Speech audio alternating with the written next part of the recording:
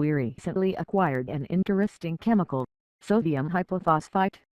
It's the sodium salt of hypophosphorus acid, which can apparently be used together with iodine instead of red phosphorus to reduce alcohols to the corresponding alkane. First we wanted to see if we could prepare the acid from the salt. So we started by measuring out 100 grams of sodium hypophosphite crystals. These are the dihydrate salt. The theory was to see if we could perform the displacement reaction using a strong mineral acid.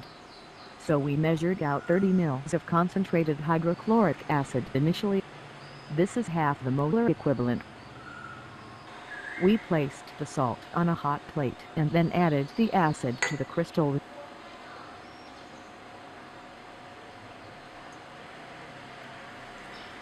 These seemed to dissolve and a much whiter colored solid appeared in the suspension.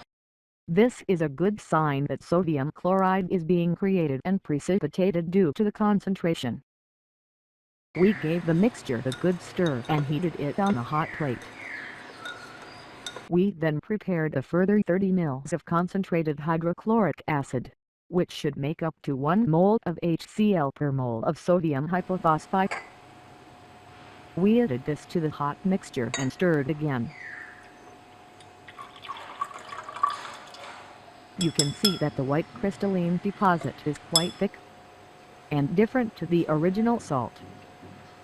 We stirred the mixture for a few minutes and heated up to around 80 degrees C, then allowed it to cool right down to nearly 0 degrees in order to precipitate as much of the sodium chloride salt as possible. On chilling for a few hours, the salt fell to the bottom of the beaker, leaving the clear solution.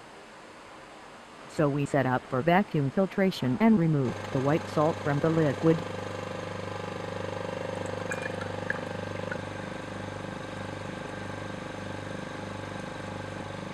We allowed all the liquid to filter through and for the salt to become reasonably dry.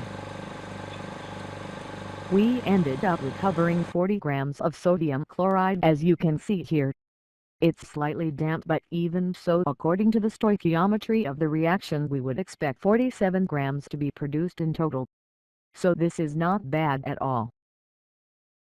Our filtrate is slightly yellow due to our filter not being totally clean.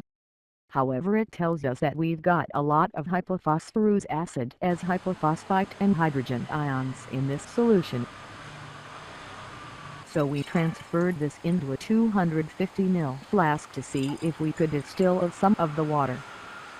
We added a small magnetic stir bar so that we could stir to prevent the mixture from bumping, and then used a hot plate to heat the mixture with a simple distillation apparatus setup. We also used a vacuum pump to help drive off the water at a lower temperature. We know that hypophosphorus acid decomposes temperatures higher than about 100 degrees C to form explosive and toxic phosphine gas, so we wanted to be very careful about this. Soon we saw some condensation appearing, and we insulated the flask using some aluminium foil to make the distillation more efficient. Despite all these measures, the distillation of water was incredibly slow, and after an hour we had only managed to obtain around 10 ml of water distilled. At this point we noticed a white precipitate, presumably more sodium chloride, forming in the boiling flask, so we allowed the mixture to cool at this point and chilled it down again to 0 degrees. Once again we filtered this on a vacuum, and we noticed that the liquid was now actually quite viscous and syrupy. We got a further 4 grams of sodium chloride from this filtration, so we figured that we must have a relatively strong hypophosphorus acid solution by now. And here's the filtrate. Exactly 100 grams in weight, and measuring 74 ml, giving a density of 1.35. The pure acid has a literature density of 1.49, so this is looking good. So let's first put it to the test by reducing some iodine. We placed a small amount in a beaker and added a spatula of solid iodine at room temperature.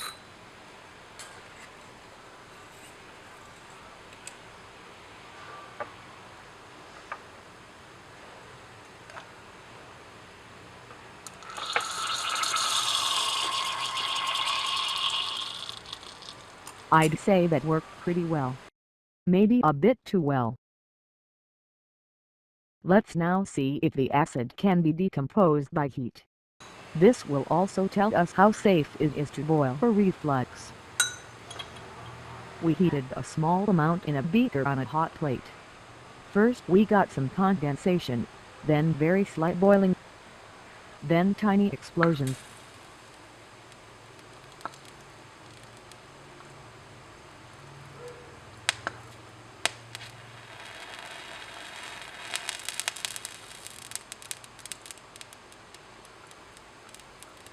So we've definitely got some good stuff here, and we'll have a go in a future video at using it to reduce an alcohol.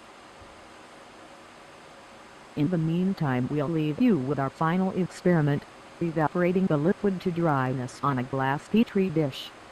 Enjoy.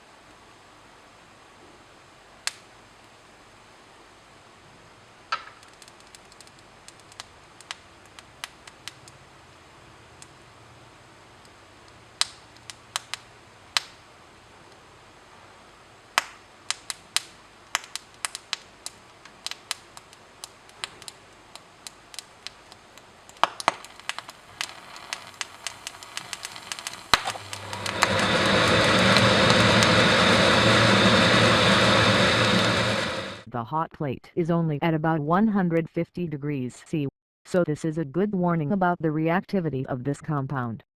Huge clouds of white phosphorus pentoxide are generated as the phosphine gas produced spontaneously combusts in air. Stay tuned.